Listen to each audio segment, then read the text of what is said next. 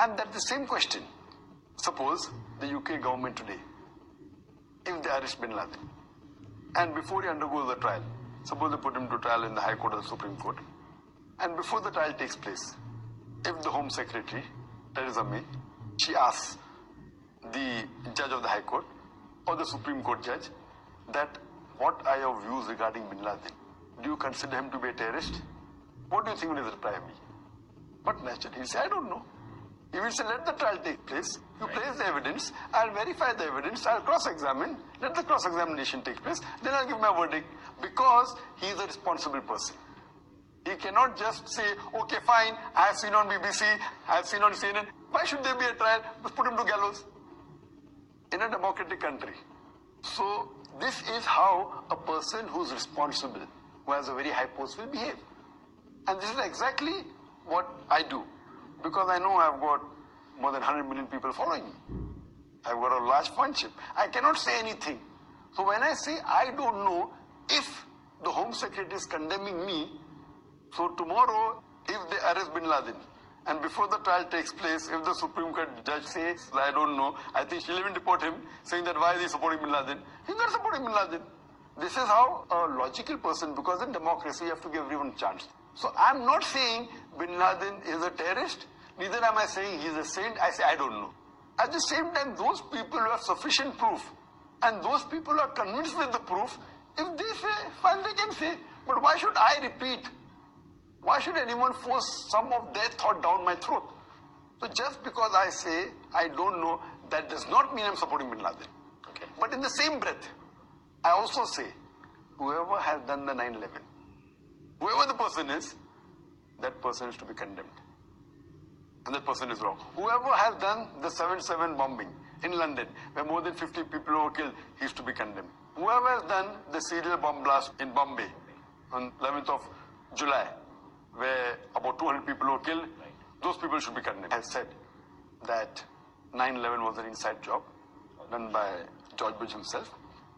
This is in reply to a question that was asked to me after one of my talks that took place in 2006. The topic of my talk was, is terrorism a Muslim monopoly?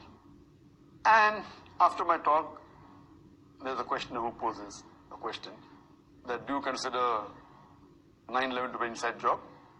And in reply, I said that there was an article that came in Times of India on the 7th of September 2006.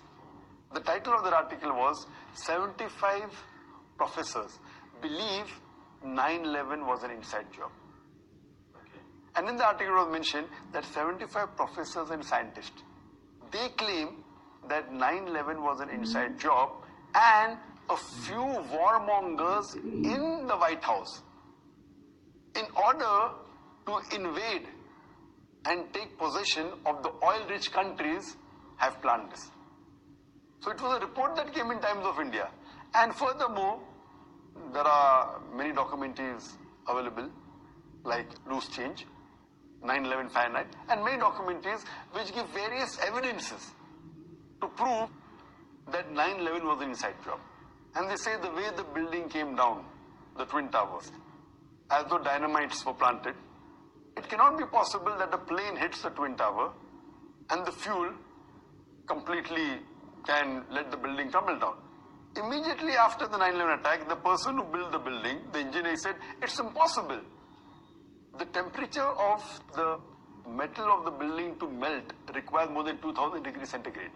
And the temperature of the fuel is hardly 800 to 1000 degrees. It can't be possible. Immediately, next day, he retracts his sentence and he says, no, it's possible. Another person who gives a similar sentence who does not retract, he is kicked off from the job. Many of the 75 scientists and professors, after they gave this statement, they were sent on a paid leave. Okay. So when we see all these evidences given by scientists and professors are more logical than what you see on BBC and CNN. Yet, I'm saying they claim it was an inside job, not me. They claim it was done by White House. They claim it was done by George Bush. If you ask me, did George Bush did it? I will say, I don't know. Maybe he did, maybe he did not. I cannot hold him responsible. The same way as the news that I see against Bin Laden in BBC and CNN cannot make me condemn him surely that he's a terrorist. Similarly, when I see the documentary, which are much more scientific, much more logical than what evidence I see in BBC and CNN, yet I do not say that George Bush did it. I say maybe he did, maybe he did, I don't know. I'm not saying... Yeah, but you do believe in the evidences being shown on television about George Bush? I see they are more convincing than the evidence showed against Bin Laden, yet I say I don't know. Because to condemn anyone, I require solid proof. Otherwise, I am maligning a person. To praise a person is easy. Even if I, by mistake, praise a person, it's not a problem. But to condemn anyone, or to speak against someone unless I have solid proof, the Quran doesn't give me permission. So what standards I use for Bin Laden, the same standard I'm using for George Bush. But on the other hand, there are many people in the world who have called George Bush as a terrorist, and Venezuela President Betty Williams, the main Nobel Prize winner, Nobel Prize for Peace she got, George Galloway. So in that sense, there was a poll conducted in America where who should be the biggest terrorist, and they gave three options: Osama Bin Laden, Saddam Hussein, and George Bush. And do you know, in all the polls, George Bush won the polls lock, stock, battle. In one poll he gets 78%, some polls he get 80%.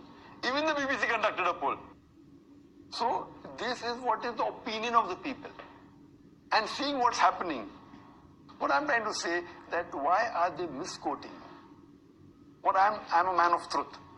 So before I condemn anyone, unless I've got solid proof, I'll not condemn him. So just because I say I don't know, that doesn't mean I'm supporting Bin Laden.